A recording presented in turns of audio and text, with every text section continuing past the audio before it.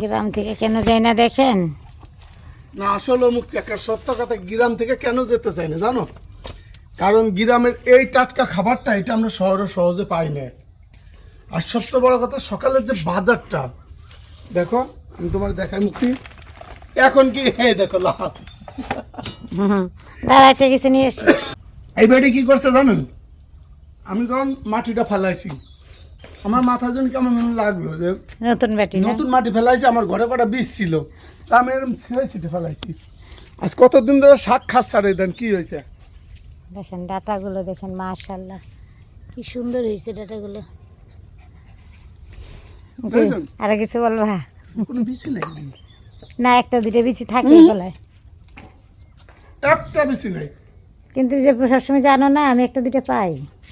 কিভাবে সম্ভব? আমি তো জানি যে কটা বিচি থাকে, সত্যি ভাই একটা বিচি পাইনি। ভালো হয়েছে, খাও। তা এই হলো গ্রাম, এর নাম গ্রাম। আর এই হচ্ছে শান্তি, আর এই শান্তিতে যাবো না নাকি টাকা? কে মুক্তি কোথায় বসে রয়েছ? শান্তিময় একটা জায়গায়। মানে কি তাই এরকম উপরে উঠে বসে রয়েছে কেন? সকালে হালকা খাবার খাচ্ছি, নাস্তা বানানো শুরু হয়ে গেছে। আর দেখো ভিউটা কি দেখো। আরে বাবা দেখেন আপনারা, চারিপাশে শুধু জানালা দরজাতে ভরা লাইছি, যেন খালি মুক্তির বাতাস এসে লাগে না। সবচেয়ে বড় কথা হচ্ছে হোক না ছোটখাটো জিনিস, কিন্তু তারপর শান্তি শান্তি। দেখেন সবচেয়ে বড় শান্তি হয়েছে এই দুইটা, আপনি বাইরে বিশ্ব জ্বালান জ্বালান।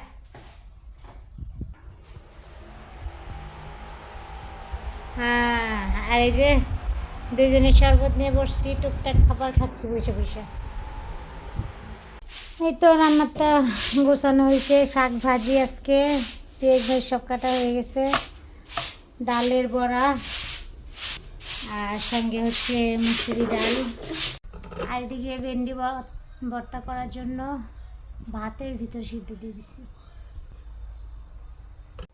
এদিকে হচ্ছে ওই যে উঠানে আপনি ভাইয়া দেখিয়েছিল সকালে যে এখানে সবজি লাগানো হয়েছে, তো সেই শাক দিয়ে, এটা হচ্ছে ঘি কাঞ্চন শাক, ঘি কাঞ্চন শাকের বড়া ভাজবো। তার জন্য এই যে সব কিছু রেডি করে নিয়েছি।